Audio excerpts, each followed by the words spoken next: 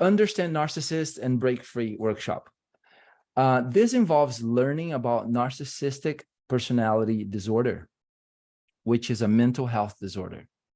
And it's categorized by a long-term pattern of exaggerated feelings of self-importance, an excessive craving for admiration, and a lack of empathy towards others. And that lack of empathy towards others is, in the past, the only one I kind of knew for sure as a teenager, then becoming a young adult, then an adult. It's been only a few years that I started learning even what the word narcissist meant. And there was a book called The Truth. The book's called The Truth, and it's a book about recovery of a sex addict. And the reason I read that book is because the author, in the past, he had become a leader of men in the world of dating.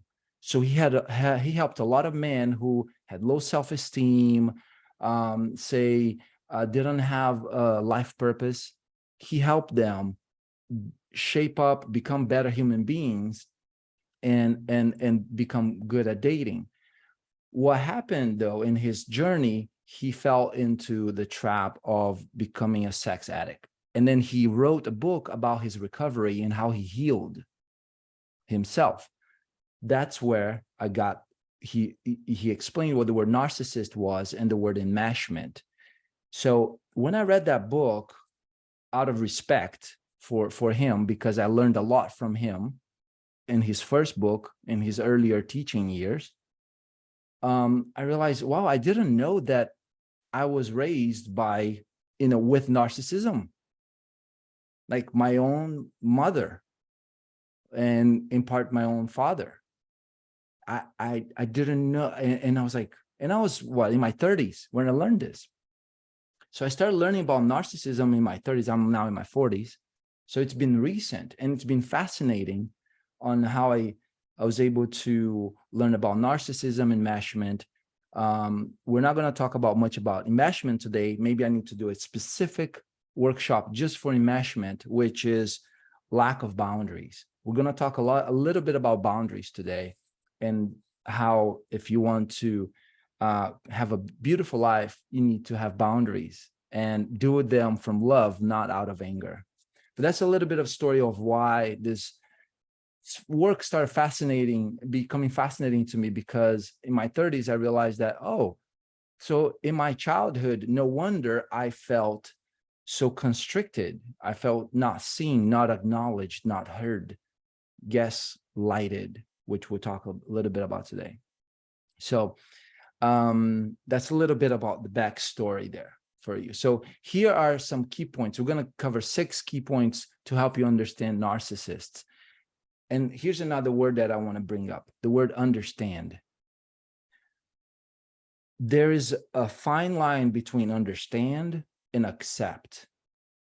And when I mean accept, is not that you agree, is that you accept. So for instance, I don't understand everything there is to know about narcissists. I don't. But I accept everything I've read and experienced. Meaning I accept that they are who they are, or they behave the way they behave. And the distinction there between understanding and accepting is that if I only try to understand what a narcissistic person does, I may be limited to my understanding, my capacity to understand. Whereas if I use the word acceptance, I'm going to accept the behaviors that narcissists do as definition, and then make a decision to have boundaries, to be in a relationship or not be.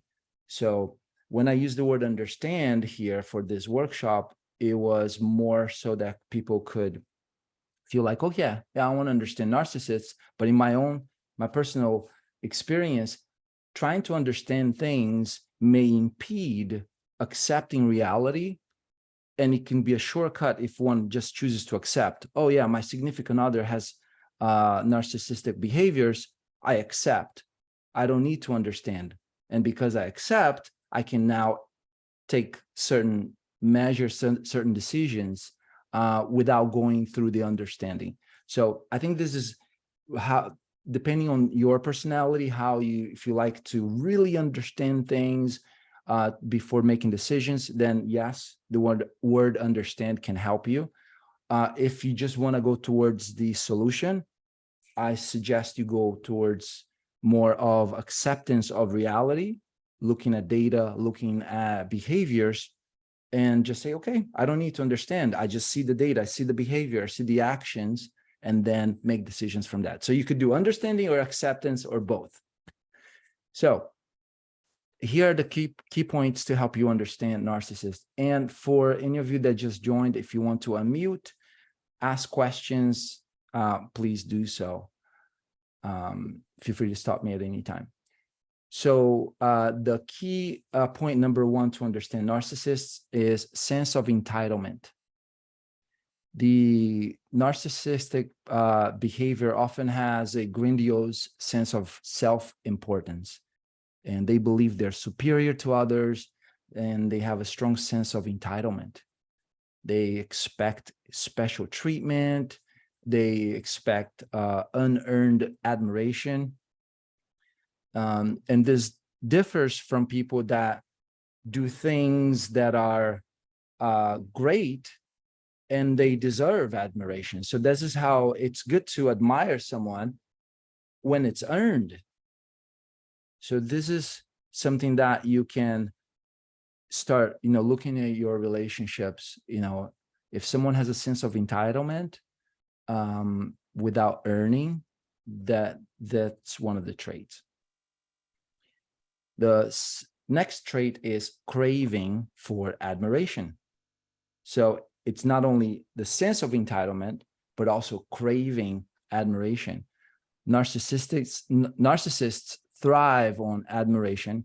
And I want to make a correction here. I want to make a correction that I think can help us a lot. Instead of calling someone a narcissist, I invite us to call out the behavior. That's a narcissistic behavior, instead of that person's a narcissist.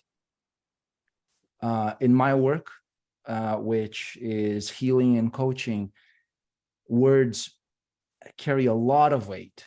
And I bring that awareness to people that if you separate behavior from person or soul or human, you could deal with the behavior. Yes, a person is doing it, a human is doing it, a physical, there's a person there doing that. And I believe there is an opportunity to evolve by, instead of calling someone an identity that could persist. So for instance, I could be part of the problem if I kept calling my mom a narcissist. I'm projecting and I'm insisting on something that perhaps it was a phase in her life, or my significant other. So the reason I bring up my mom, beginning of the workshop here, I shared a little bit how I learned about narcissism, and then realized that in my childhood, there was a lot of that through parents. My parents now are great.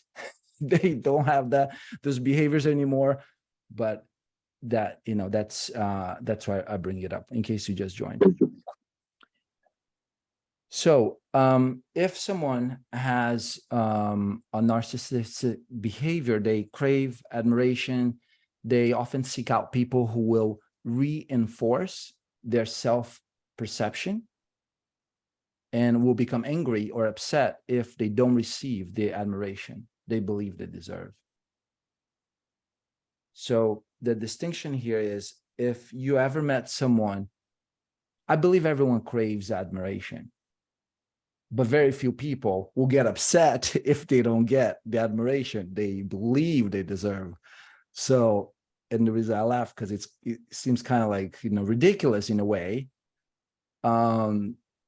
But that's, that's how you would know someone is acting with some narcissistic behaviors, is if they get upset, they're not getting the admiration they deserve. Yep. Right. And feel free to jump in and share here if something's coming up for you. All right. Next key point is lack of empathy. Lack of empathy. One of the hallmarks of the NPD, which I suggest that the narcissistic personality disorder, I suggest we use it carefully, because if I label someone, I may take on what it takes to keep that in existence. So if I label someone, I may be someone that's adding to that person, keeping that behavior in existence. So there's a fine line here between, say, positive thinking and dealing with reality. And I think you could do both. You could use positive thinking to perhaps, if I see this person as becoming someone who is empathic, I will act differently with that person. If I see that person as being narcissist forever, then I will act in a way that will persist that. So there's a dance of a balance of when to use positive thinking, hoping that someone can become an empathic human being, and when it's time for a boundary. So, the NPD, the acronym narcissistic personality disorder, if people are using acronyms, great for identification for some time. If someone is using that for too long, that can become not only the identity of the person they're relating with, but it can become an identity of the person using it to label. So one of the hallmarks of NPD is lack of empathy for others. They have difficulty understanding or caring about other people's feelings. They are usually focused on their own needs. They usually focus on their own desires. Who here has experienced being with someone in the room and it's like you didn't feel acknowledged because they were not asking you questions, they were not, acknowledging that you were even there. It was all about them, right? It's nuts. It's like, so there's a time that comes when we just have to put our foot down and go, you know what, I deserve better. And we're going to do an exercise in a little bit where we can start those boundaries. And you might be surprised that we're not going to start with others. We're going to start boundaries with self, because once we have amazing boundaries with ourselves, we treat ourselves the best. We give self-care and self-love to ourselves, then that maps the way for others to follow. The more clear we are, and I'm going a little bit ahead of myself here, but I get excited about getting to that part, which is, can we create boundaries that are so healthy for ourselves, so that as we have relationships with significant others, father, mother, daughter, son, boss, employee, it's clear for them how to behave with you, because how you behave with you, they see it. So we're going to get to that in a little bit. Next key point of understanding narcissists, or the behavior of narcissists, is manipulative and controlling. The behavior of narcissism can be manipulative, controlling, using various strategies to maintain power and control over others. And the big one is gaslighting, in my opinion. There's gaslighting, there's deception, emotional abuse. So let's talk a little bit more about gaslighting. Gaslighting is, in my opinion, a person guessing or double guessing or causing you to guess your own reality. So for instance, if I say to my girlfriend, I am hungry, or I want to eat. And if she was to say, are you sure? We just ate. Like anything that's not acknowledging what I just said is gaslighting. And gaslighting to me is becoming more and more aware. And I laugh because my girlfriend, she's the opposite of that. She's best gift that I've had from the universe. She's, she's, whatever I say, she acknowledges it. Okay. She acknowledges the thing, you are hungry. Okay. So gaslighting is if someone is not, like, whatever you say, they're not acknowledging it. It's very important for a human development for us to surround ourselves with supportive people. Without support, there's no life, there's no neighborhoods, there are no villages, no families. So learning more about gaslighting has helped me become even more aware of how I thought I was actually being really good about acknowledging others. And the more I study about gaslighting, the more I realize, oh, there are deeper levels of acknowledgement, people's realities. And it can be a beautiful path towards self-care, self-love, because then you understand how you can also apply that to you. That when you feel something in your body or your intuition, you won't gaslight yourself. You will acknowledge yourself. I was going to say that again. The more you use, what people with narcissistic behavior, such as gaslighting, did to you, the more you become aware of these things, the more you can do the opposite. And the first person that you can treat the best in the world is you. And you can go from where you used to get the gut feeling reaction, the intuition, you can go from there to acknowledging it and do the opposite of gaslighting to yourself. And we're going to perhaps, I think we need to have a workshop just on intuition in the body, and which is very visceral, is very physical. It's a very physical thing, this intuition conversation. So that's one of the keys: manipulative, controlling, which includes gaslighting. And the more you become aware of what gaslighting is, the less you do it to yourself. The less you do it to yourself, the more love you have for yourself. The more love you have for yourself, more courage you have to have boundaries out of love. Next key point of narcissistic behaviors is difficulty with relationships. Because of these characteristics, narcissists often have difficulty maintaining healthy relationships. They may have a series of shallow relationships and struggle with commitment and fidelity. Difficulty with relationships.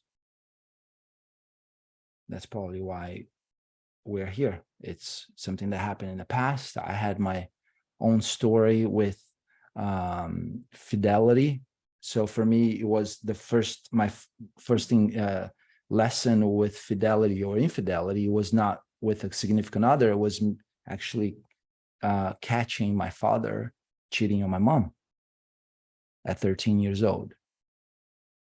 And then perhaps 10 years later, having my girlfriend then cheating, catching her. And all of that has been healed. But, So if someone in your life in the past, they had problems with fidelity, this is a trait. Difficulty with relationships or fidelity, narcissistic behaviors. Next, and the last point we're going to cover today to understand narcissistic behaviors is vulnerable self-esteem. Vulnerable self-esteem. Despite their outward appearance of confidence and superiority, it's outward, it's just an appearance of confidence, superiority. People with narcissistic behaviors often have fragile self-esteem. They are highly reactive to criticism, even if it's constructive, and may respond with anger or contempt. Whereas most people, if there's a criticism that's constructive, they're grateful, they're thankful, not someone who is having a phase of narcissistic behaviors. Any feedback, any questions, any comments, any ahas? What has been coming up for you here? This is the time that you get to participate before we do our boundaries exercise. So what has come up for you? Everything you're saying makes sense to people in my life. And I didn't realize my husband had those tendencies until we separated. So yeah, it's enlightening, I guess. So it's very yeah, I didn't realize everything that came with that. My mom is a little, my dad is, and I did catch my mom cheating on my dad. And so now I think I was married for 25 years. And I think my husband has been doing some stuff too. He hasn't admitted it, but he has everything that you mentioned. So Yeah. So yeah, I could relate to that too, because my mom cheated on my dad. I didn't know actually my whole life, but I had a suspicion, and then she finally told me when I was about 45 years old. But growing up, like, I had those feelings my whole life. And a lot of the things you said I can relate to. And I've been married for 24 years. My husband is in an affair with another woman, and he is leaving the marriage. So I can see that. I feel now, knowing this, that I kind of drew that into my life based on feelings I had probably still from childhood. Yeah, absolutely. How things are linked, connected. All right, great. I think this is a good time, then a good transition for us to do some work. Who here wants to do some healing work? Let's see. All right. So if you can grab a piece of paper and pen, if you need a minute or two, go ahead, take your time. Grab a notebook, some pen, paper. We're gonna do some workshopping when it comes to breaking free from all those behaviors, and hopefully having a new outlook, a new perspective in life and of life, so that by the end of this workshop, you'll be like, yeah, that hour was a great hour spent, a great investment of time. yeah, no, thank you for doing this. This is wonderful. I've been wanting to join your workshops, but I just haven't been home, or I've just been missed. And then I got your email right now, so I just jumped on. But no, I appreciate you having these workshops. This is great. Yeah, you're so welcome. Yeah, you're so welcome. So, all right. So we're gonna start then. We're gonna do a thing called boundary mapping. Boundary mapping. And boundary mapping, the backstory of that is when I was when was that? 2018, 2019. So 2019, I was in an amazing relationship for 14 months, and we had taken a trip to Lake Tahoe. We were going, taking a 10-hour drive to Lake Tahoe to be in a beautiful home there with friends and ski and snowboard for 7 days. And since we're going to drive for 10 hours, my girlfriend then, she was so sweet. She brought a book in the trip with us. And this is the book right here. Actually, this is the exact book. It's called All About Us. And it's a book with lots of prompts and questions for couples to get to know each other better. And it was very sweet of her. And we had an amazing relationship. And through that book, 4 hours into the drive, we had an epiphany that a lot of our answers were going in they were not going in a similar, like it was not the same direction of life. And I pulled over. We had a moment of crying even because we loved each other. We met during partner dancing. It was a very sweet way that we behaved, in the beginning. It was super sweet. So we were like, man, we don't have enough in common to carry out a relationship. So we talked about it. Hey, should we turn around and not have the 7-day trip, or should we continue? And we decided to continue and just have an amazing 7 days of vacation and enjoy each other, and then end the relationship in 7 days. So we did that. We met it in, since we didn't live together at the time, spending 7 days in the same house, it was the first time that we kind of lived together.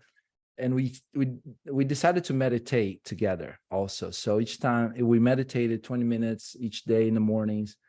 And out of one of the meditations, something came to me to ask her, and it was like, hey, is it okay if we put something in writing to honor the end of our relationship? Like, is it okay if we put in writing something to honor?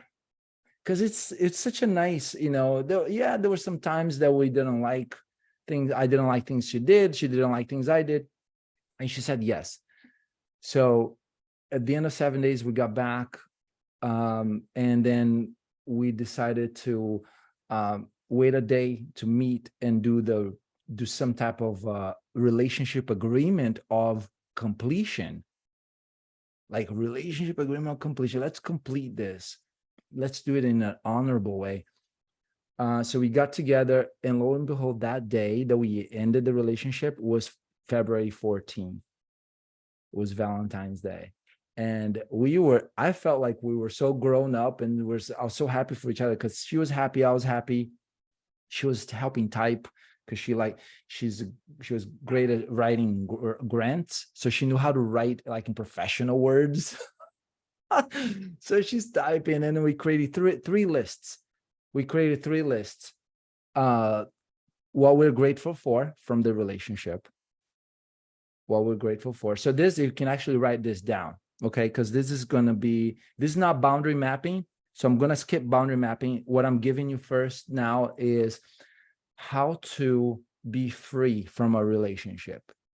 How to be free from the relationship, from any relationship, as far as negative emotions. So let's say with my mom, I could create, or my sister, I could create what I'm doing here, the framework I'm giving you, to let go of any negative emotions that I would have towards my mom or my sister. So the list number 1 is gratitude. What am I grateful for the relationship? What am I grateful for the relationship? List number 2 is lessons learned. What have I learned from this from this relationship. And list number 3 is, so for me, and then going back to my ex, is what will I do, what will she do in activities to replace the time she and I spent together? So if you were having this framework with someone that you are ending a relationship, it can be an employee, a boss, a significant other, anyone that you are ending the relationship, you would do this third list, which is, how am I going to spend my time and replace the time I spent with that person so that the transition is smooth? So for me, for instance, is since I spent, maybe 10 hours a week with her, I started placing those 10 hours a week in, okay, I'm going to spend 3 more hours playing soccer. I'm going to spend 3 more hours expanding my business, and I'm going to spend 3 more hours reading. It was not, if I were to show you mine, it was actually more specific. It was like, I'm going to do this on Wednesdays, this on Thursdays, was using the calendar. And so that is a framework. If you ever want to end a relationship powerfully and honor it. And so for those of you thinking about, okay, significant other need to end, I'm not saying that you do here, but if anyone's, has ever crossed their mind, they can get freedom and power by saying, okay, what am I grateful for? What are the lessons? And then what will I do with the time that I'll have freed up? And then there's a fourth one. A fourth one is, my ideal relationship is someone who blank, blank, blank. So for instance, you would write, so if it's a significant other, so for instance, for me and that specific girlfriend, was that my complaint is that sometimes I would share something with her, conversation, and the conversation would end. She would acknowledge, she would look at me, she was loving about it, and it would end. And I didn't like that. So then the fourth thing that I would include for my relationship agreement of completion is the fourth list is the blueprint, ideal blueprint for the next relationship is. So my ideal girlfriend is someone who acknowledges what I say and continues the conversation, which my current girlfriend does that. So this is one way that you could write so many things you want in someone else. So this can be for partner. If you have an employee who's not doing well, my ideal employee is someone who, and you write. My ideal boss is someone who, and then you write. So this framework for can help you put reality back into thinking, and then acceptance. Like, this person has behaved this way for 10 years, 5 years, 2 weeks. This is reality. Reality can bring a lot of freedom, and then you can make a choice. Do I accept this, or do I go ahead and have a boundary, end it well, because you have clarity. So in the past, some people ended relationships, whether it was a significant other, or firing someone, or getting out of a job with anger.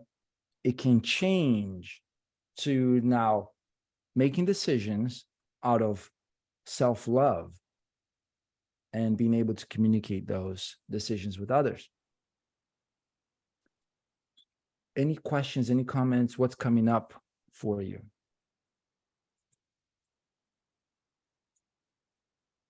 I love this list. I don't know if I'd be open to doing this with my husband right now. I feel like I have a lot of resentment and hurt, and I don't think I could sit with him to, do this. I think it's great, But right now, I probably couldn't do it. Right. And the good thing about this is that you do this by yourself. Okay, awesome. Yeah. I love that. Yeah, no, I will do that by myself. Yeah. And then I'll give you an easier list. Okay. It's similar. So first list is what I like about the person, what I like. Okay. Second list is what I dislike.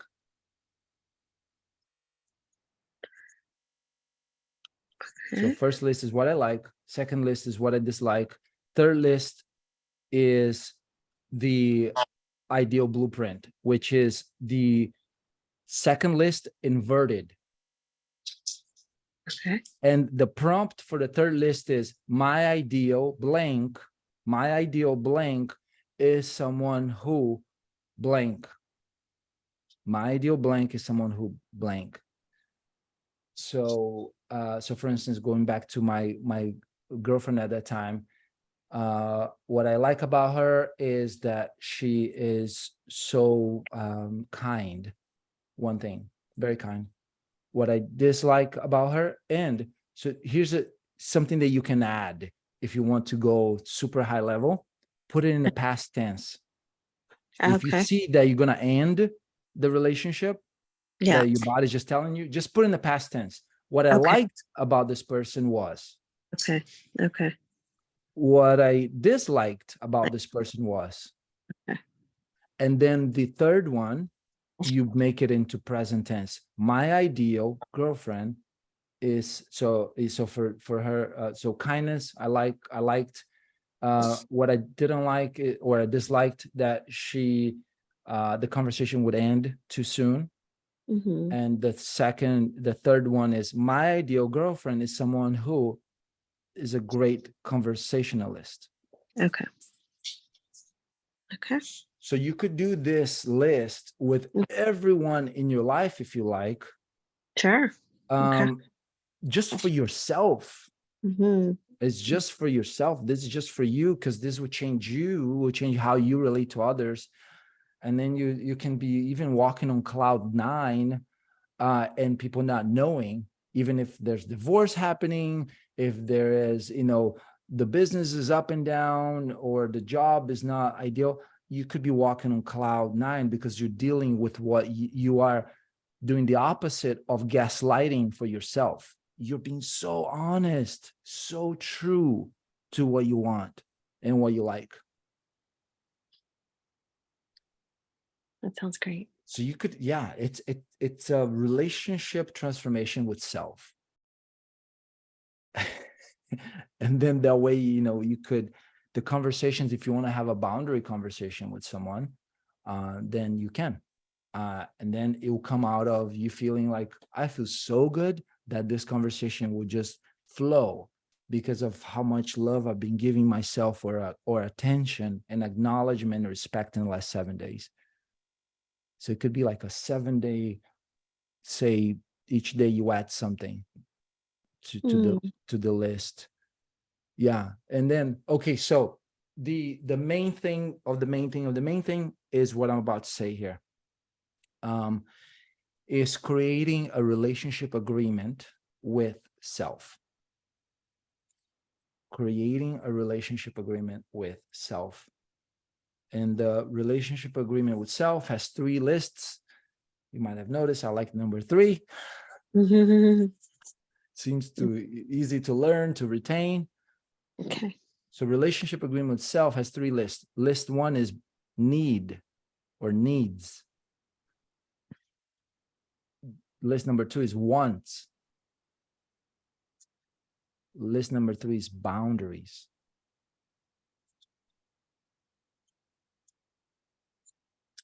What is the difference between needs, wants, and boundaries? I'll give you the difference between, I'll give you 2 words here, non-negotiables and negotiables. Which one do you think are non-negotiables?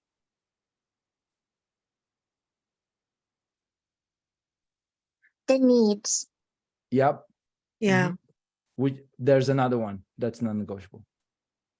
Boundaries? Yeah. Yeah. Which leaves once being negotiable. Okay. Yeah. So having, before doing this relationship agreement with another, do it with yourself. Okay. So take the next, say, 3 to 5 minutes. I'm going to play some soft music for you to write what are the needs that you have for yourself, what are the wants you have with yourself, and what are the boundaries you have with yourself. So I'll give you an example for me.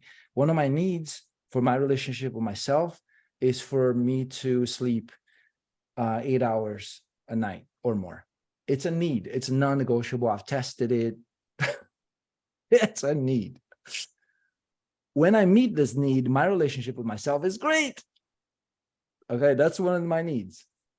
Another one of my needs is to do quiet time with eyes closed, meaning meditation. If I do meditation, quiet time with eyes closed, things are they are different in my life.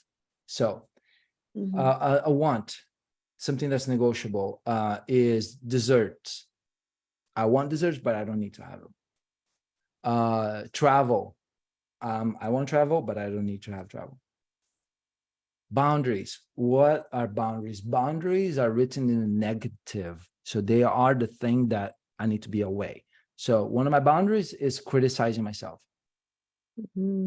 So it's not being kind to myself. It's actually criticizing myself is the boundary. So we need to name the boundary as the negative. Or I take it back, not negative, as bad.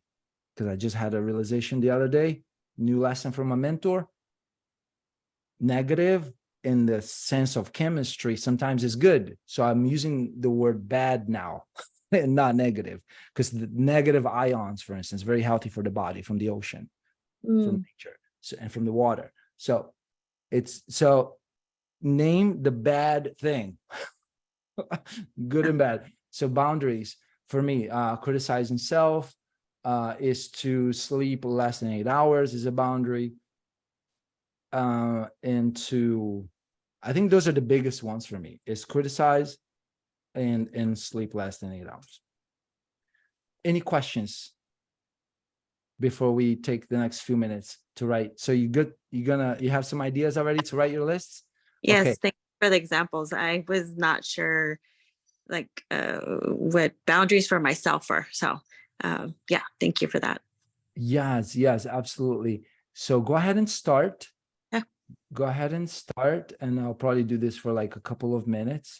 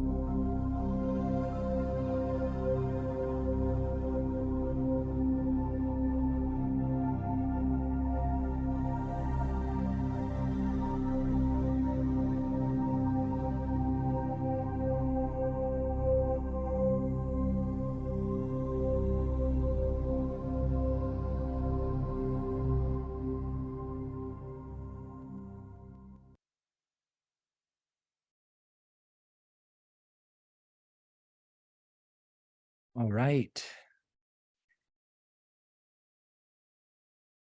We could stay here for a while and do this, and we are coming up on time. How is that? I really like this. Yeah. To think about all that mean something to me, and something I need to work on as far as boundaries. I know this stuff, but writing it down, it just, I don't know, it just makes it more clear, I think. Yeah. Yeah. Definitely. Like journaling.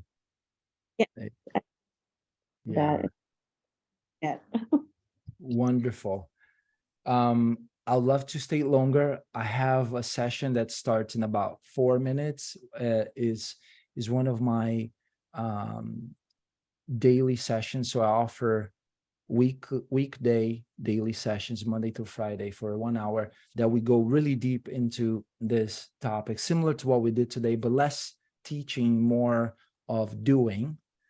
And I'd like to invite you all to join. I have sessions Monday through Friday, and I'll put the link here in the chat for you to check out.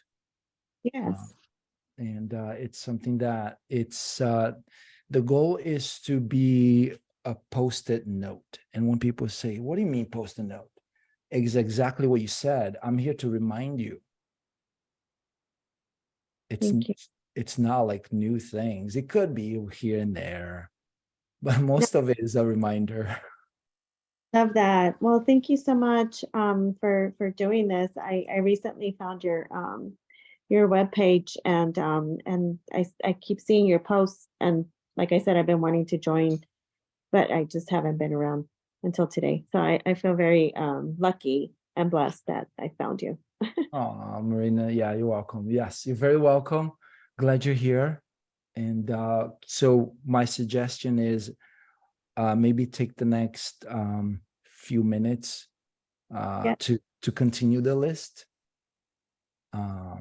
Yeah, and hope to see you, on our next either free workshops like this one, or if you want to join the 52 weeks of love, wisdom, growth, abundance, and freedom, love to welcome you into the family. Yeah. And you said you have a link for that? Yeah, it's right in the chat. I don't know if you did arrive there on your chat. Let me see. Maybe, sorry. It should, I saw something pop. Where is it? I'm sorry. I'm like using my cell phone, which I never use for, that's how I had a hard time. I will look for it. I know you have something to do. Oh, there it is. There are chats. Okay. Yes. Okay. I got it. Awesome. Yes. Okay. It's a doc. Okay. Got it. Yeah. All right. All right. Yay, Yes. cool. All Great right. meeting you. Maybe Thank great meeting you, you. Catherine. Thank you so much. Thank you, You've- Fernando. Yeah, you're welcome. Enjoy your weekend. Thank you. You too. Bye-bye. Bye. Bye for now. Bye.